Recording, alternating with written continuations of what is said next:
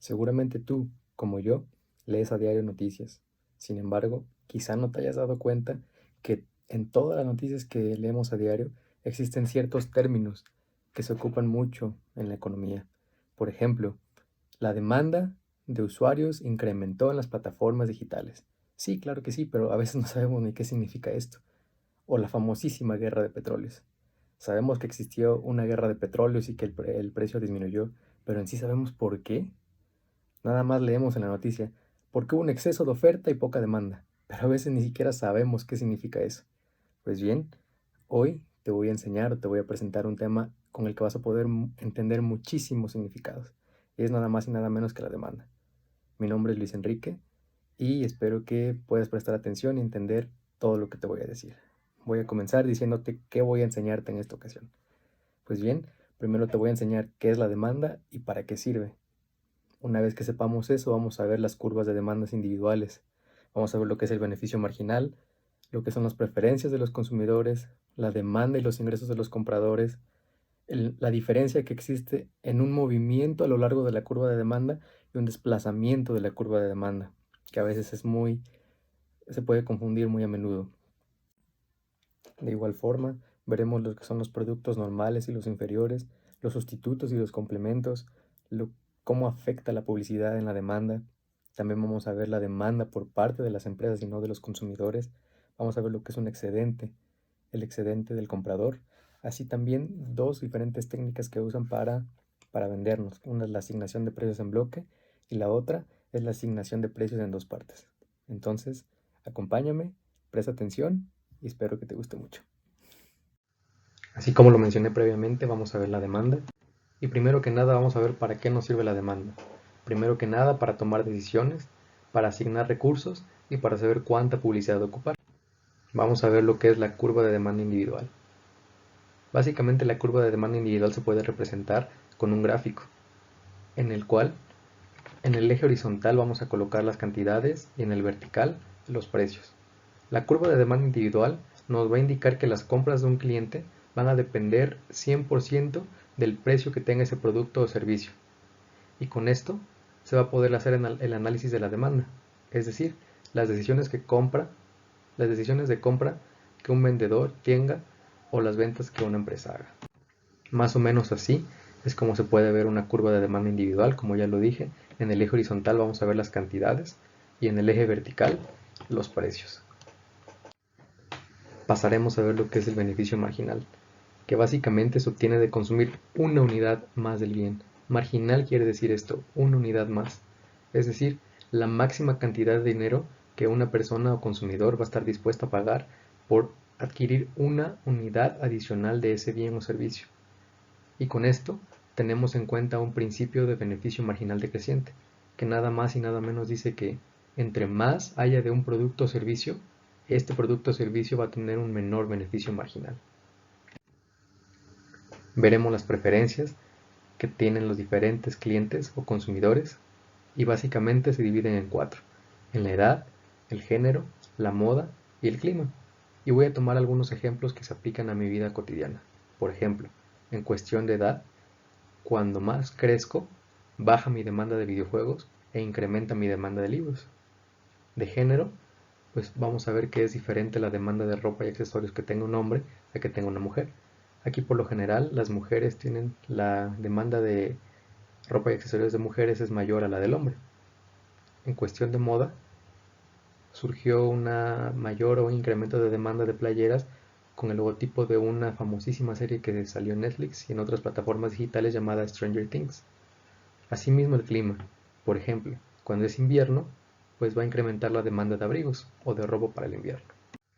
Vamos a ver que otra cosa que afecta a la demanda de un producto es el ingreso que tengan los compradores potenciales. Con esto vamos a ver lo que es la demanda y el ingreso de los compradores.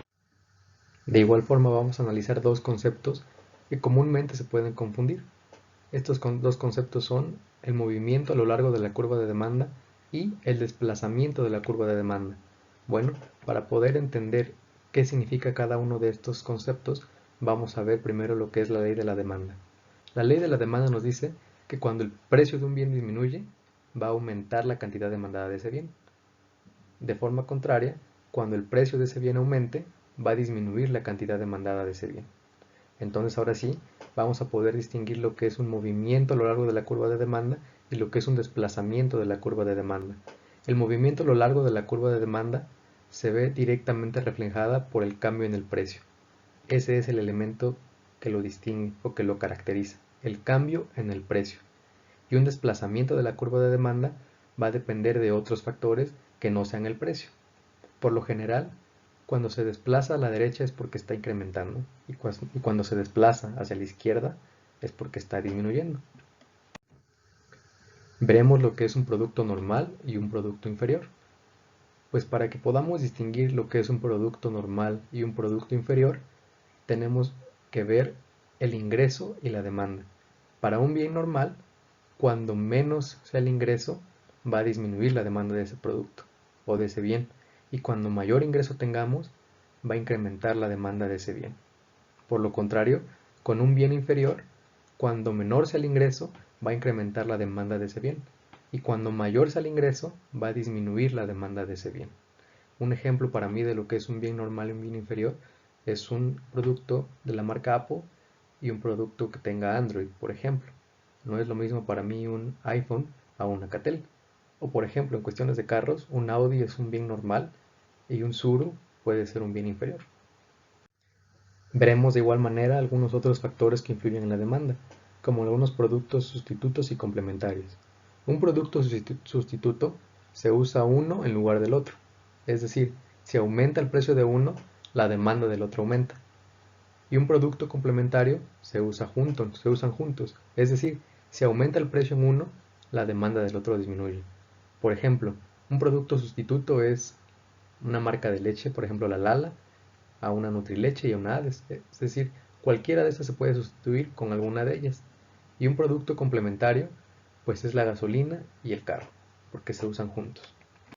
Ahora bien, vamos a ver que si el precio del bien complementario aumenta o el precio del bien sustitutivo disminuye, la demanda se va a desplazar hacia la izquierda, es decir, va a disminuir. Por el contrario, si el precio del bien complementario disminuye y el precio del bien sustitutivo aumenta, la demanda va a aumentar o se va a desplazar hacia la derecha. La publicidad juega un papel importantísimo, ya que a medida que haya más publicidad, va a haber una mayor demanda, y cuando haya una menor publicidad, pues va a haber una menor demanda. Por ejemplo, cuando la marca Nike quiere incrementar sus ventas o sus ingresos, ellos lanzan un marketing efectivo utilizando de más atletas. ¿Para qué? Para que ellos puedan tener una mayor demanda. Con esto podemos ver en claro cómo funciona la demanda o qué rol tiene la demanda con la publicidad. Vamos a ver también cómo es la demanda por parte de las empresas.